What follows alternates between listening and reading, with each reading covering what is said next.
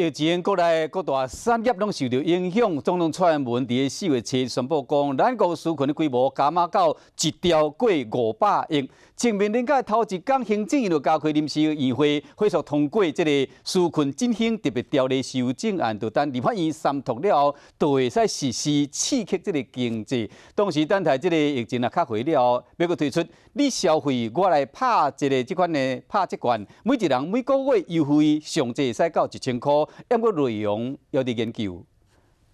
依照救台湾，让大家渡难关。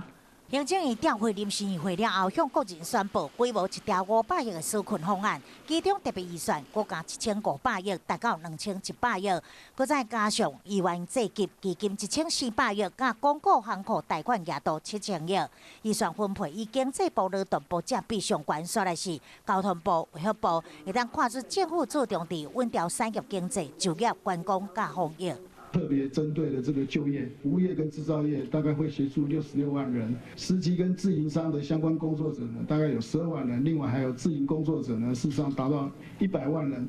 总共呢，我们稳住就业大概是192万人。最近世界人减少，真侪店家甲业者拢真期待酷碰券冒进店。透过平台来协助，那老人的部分，我们也会透过敬老卡来协助，那每人每月那上限呢1000年。